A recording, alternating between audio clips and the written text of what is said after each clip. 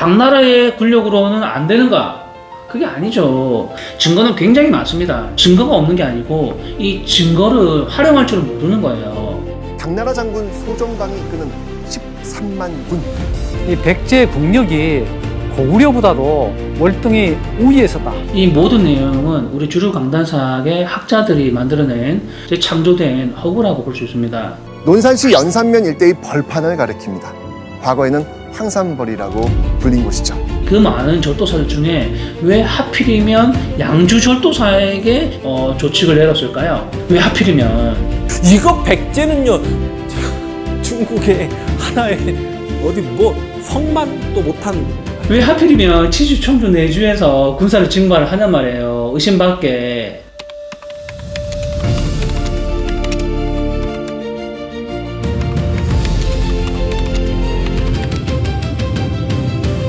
안녕하십니까, 강주영입니다.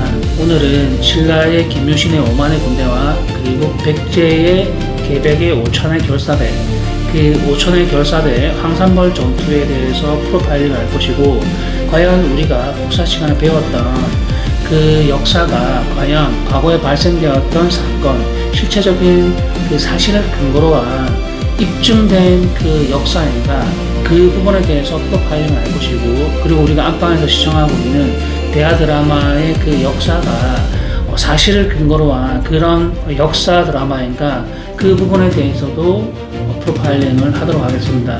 정말 황산벌 전투 오랫동안 기다리지 않으셨습니까? 먼저 이 영상 시청하면서 어떤 부분을 중점적으로 봐야 되냐면, 첫 번째, 과연 황산벌 전투가 충남 논산시에서 일어난 그런 전투인가?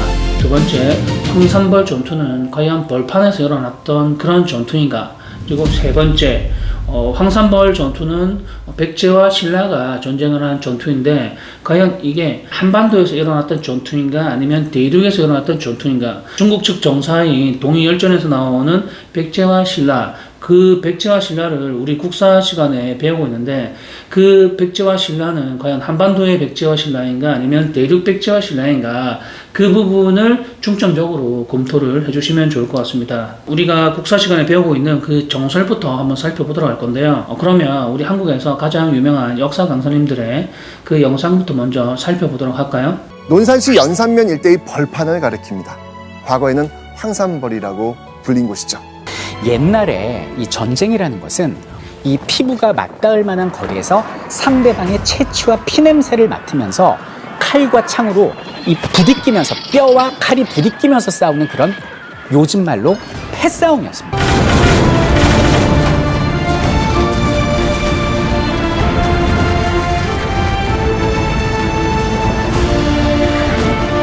이거 백제는요 중국의 하나의 어디 뭐 성만도 못한, 이거 너 이렇게까지 이야기하면 또 백제 대륙 진출설을 또 확고하게 믿고 계신 분들에게는 신뢰되는 말씀이 되겠습니다만, 당나라 장군 소정강이 이끄는 13만 군, 신라의 5만 군.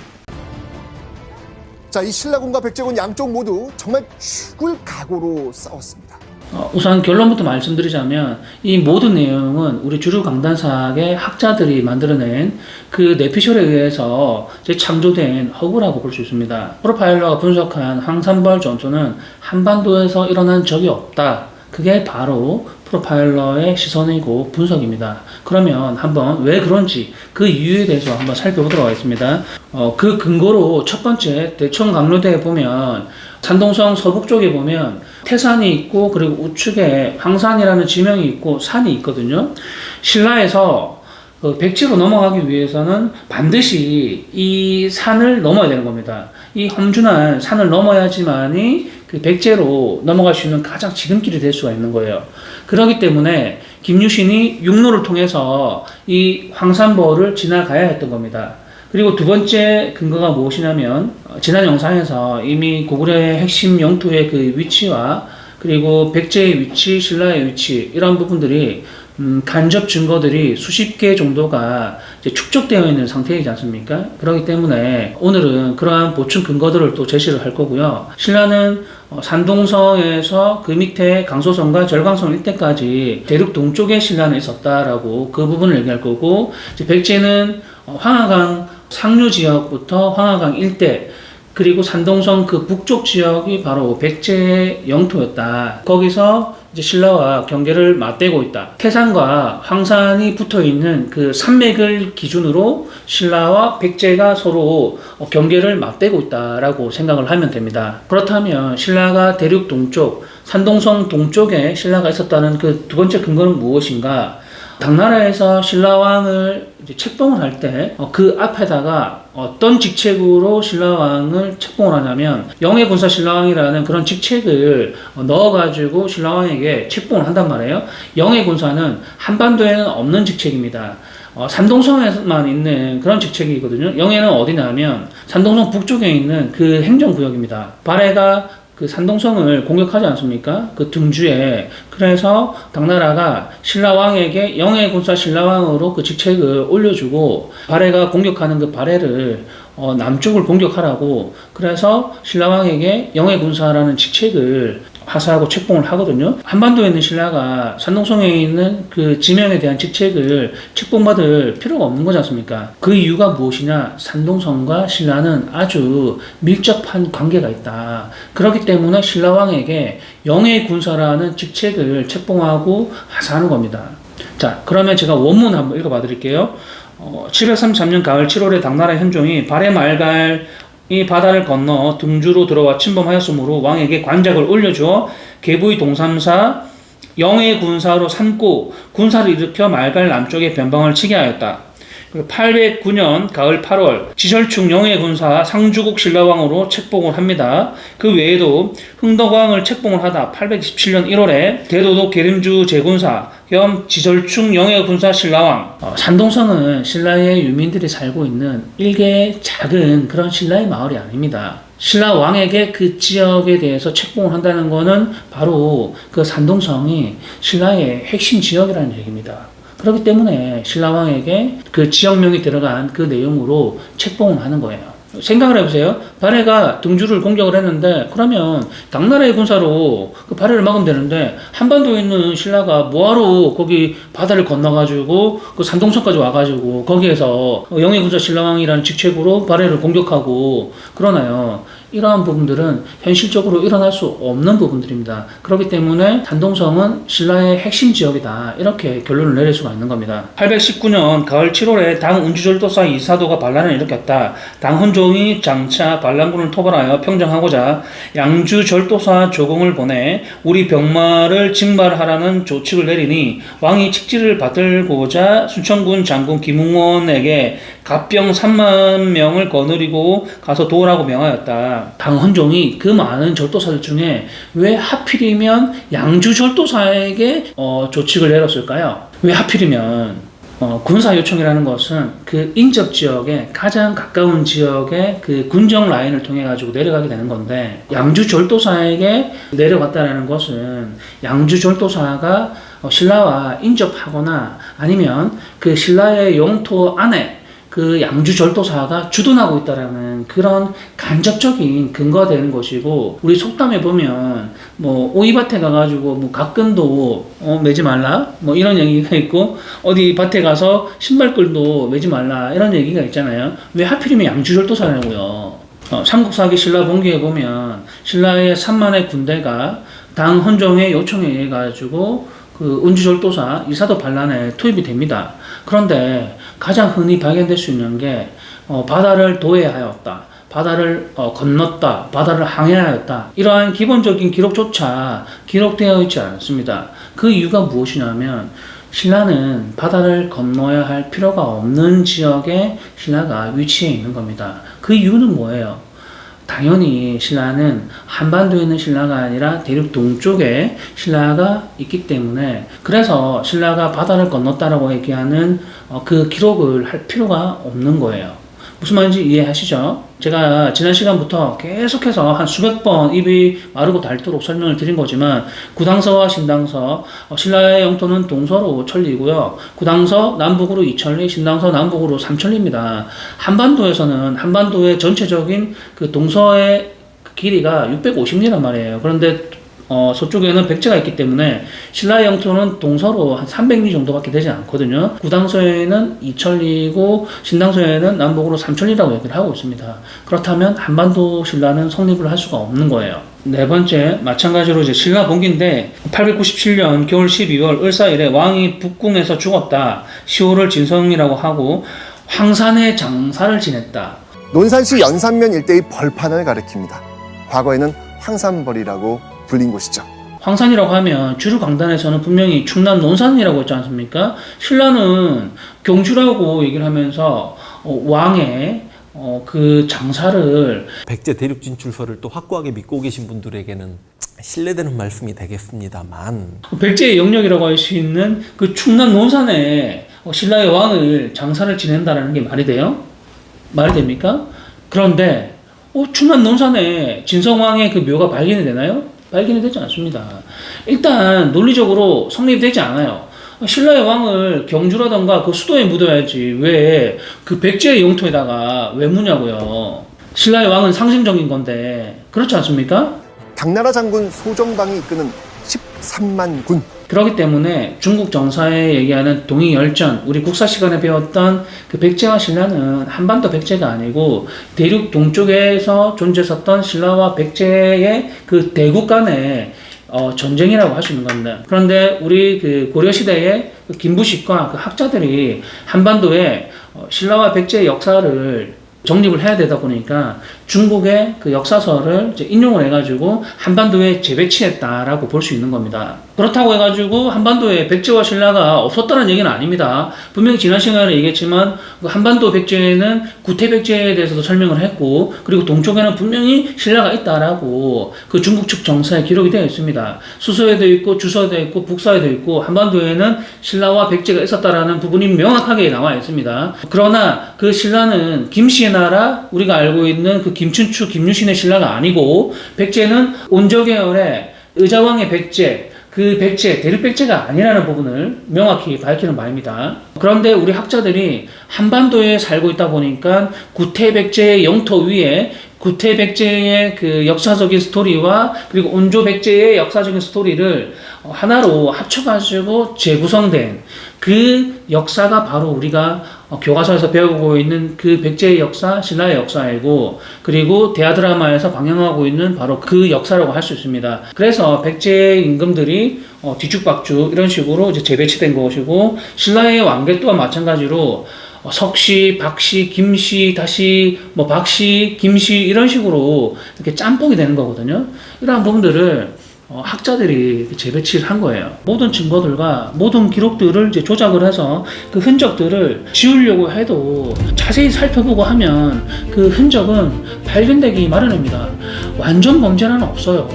언젠가는 밝혀지기 마련입니다. 한반도에 이렇게 맞추다 보니까 신라의 임금을 백제의 영토에다가 장사를 지냈다고 하는 이런 말도 안 되는 어처구니 없는 일들이 발생이 되는 거예요. 참으로 기가 막히지 않습니까? 828년 여름 4월에 청해 대사 공복은 성이 장씨이고 당 소죽으로 건너가 군중소장이 되었다가 나중에 귀국하여 왕을 배웠으며 부하 10,000명을 거느리고 청해에 진을 설치하였다. 이 내용은 장보고가 819년에 그 운주돌도사 이사도의 반란에서 큰 대승을 이루면서 업적을 이룬 거지 않습니까? 그러다 보니까 군중소장에서 청해진 대사로 직책이 승격하게 되고 1만의 군사를 데리고서 자신의 고향인 산동성 남쪽의 바다 청해진으로 청해로 이제 가게 되고 그 청해는 어디냐? 청도에 청도. 풀을 청자에 청도. 완도 아니고요. 그 청도가 지금 칭따오라고 얘기하거든요. 그 칭따오 맥주 유명하지 않습니까? 그 청도가 바로 청해진 장보고의 고향인 겁니다. 그래서 737년 5월에 김우징이 화를 입을까 두려워하여 처자식과 함께 황산 진구에서 달아나서 배를 타고 청해진 대사 공복에게 몸을 의탁하였다. 황산 진구라는 곳은 황산 인근에 있는 그 강 나루터, 나루표구라는 얘기입니다. 황산 진구. 그렇다면 신라는 대륙 동쪽에 있어야 되는 겁니까? 아니면 한반도에 있어야 되는 겁니까?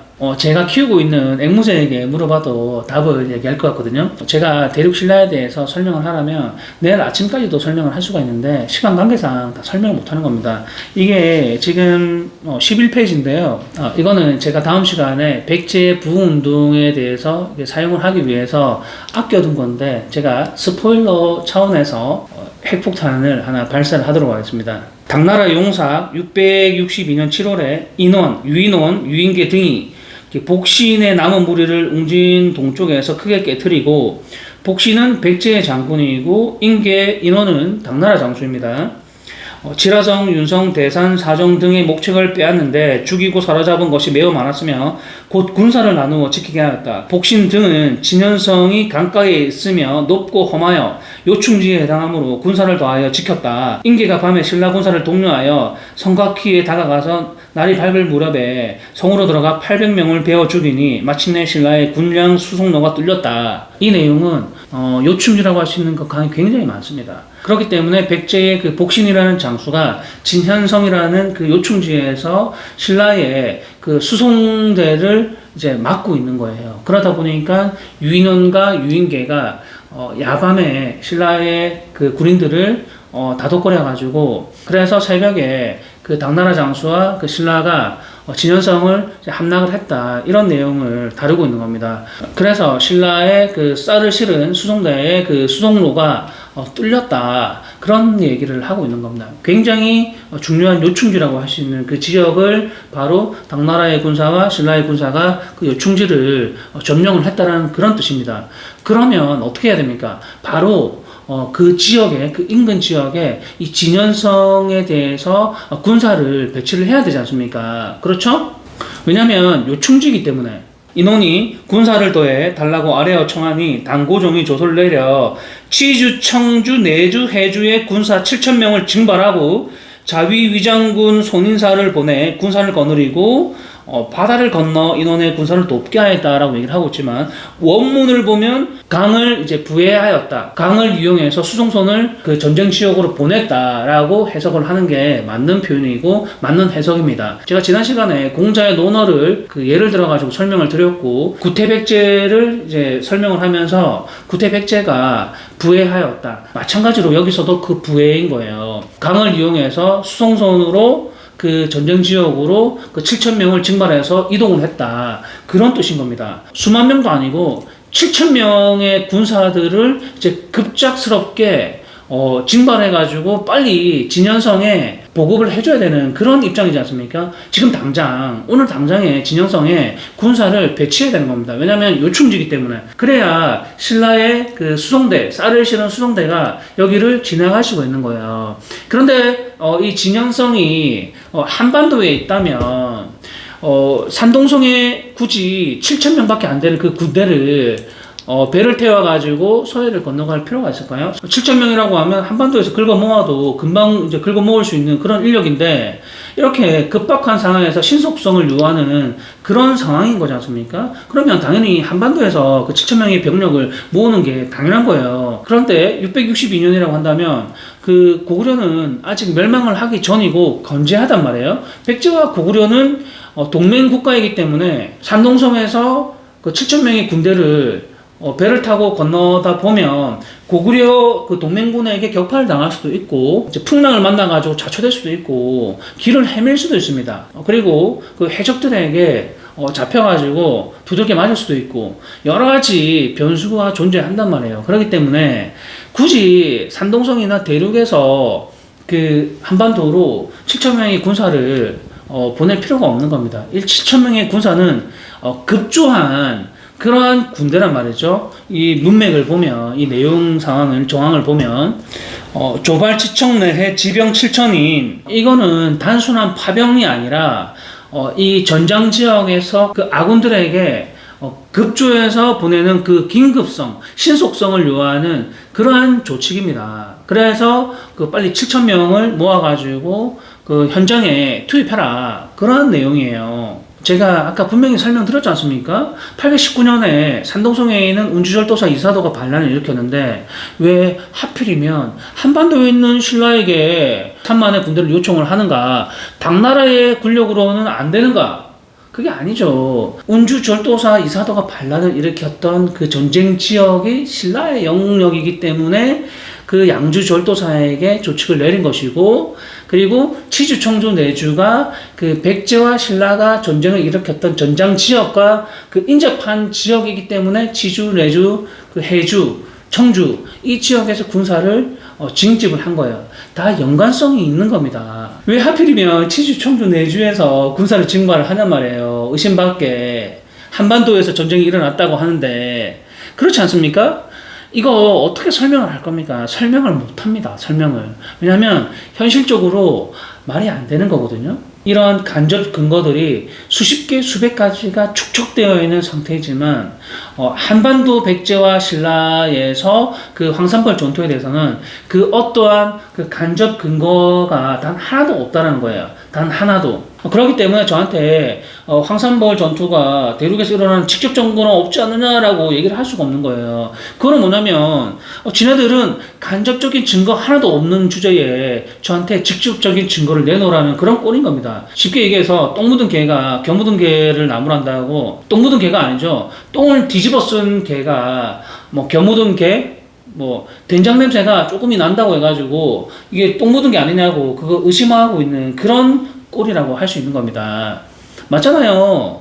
지금 상황에서는 저한테 직접적인 증거를 얘기하라 그게 아니라 자신들이 한반도에서 황산벌 전투가 일어났다고 얘기하는 그 간접적인 증거 수십 개를 찾아내거나 아니면 제가 지금까지 얘기했던 수십 개의 그 축적되어 있는 그 간접 증거들이 있잖아요. 그게 쌓여가지고 지금 이만큼 있는데 이거를 뒤집을 수 있는 그 직접적인 증거를 주류 학계에서는 내놔야 하는 겁니다. 저한테 직접적인 증거를 내놔라고 얘기할 게 아니라 무슨 말인지 이해하시겠습니까? 그런 상황인 거예요. 한 번에 뒤집을 수 있는 그런 직접적인 핵심 증거가 나오지 않는 이상은 황산벌 전투는 대륙에서 일어났던 전투라고 유지될 수밖에 없는 거예요. 대륙 백제의 신라에 대한 그 증거가 있느냐, 유물과 유적이 발견된 게 있느냐, 이런 한심한 소리를 하는 사람들이 굉장히 많거든요.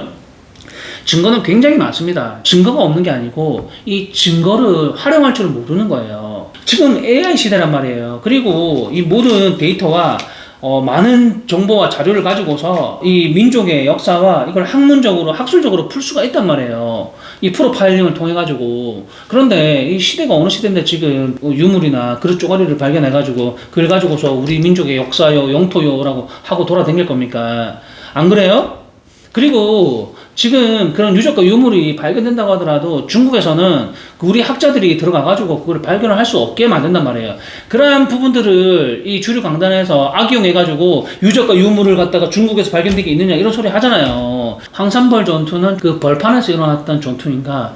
이것도 마찬가지로 우리 역사학자들이 자신들의 내피셜에 의해서 국사편찬위원회의 그 연구원이나 학자들이 그 한반도에 있는 백제와 신라를 이제 합리화하기 위해서, 정당화하기 위해서 5천의 군대가 5만의 군대를 이제 4번 싸워서 이겼다라고 하는 그 부분에 대해서 그 논리를 설정을 해야 되고 그 정당한 이유를 만들어야 되지 않습니까? 그러다 보니까 신라의 5만의 군사를 들판에서 백변전, 쉽게 얘기해서 패싸움을 해가지고 그 5만을 이겼다 이거예요. 10배가 넘는 군대를. 불가능한 전투예요. 그러다 보니까 어떻게 한다? 드라마에서 폭약까지 터뜨리고 그럽니다.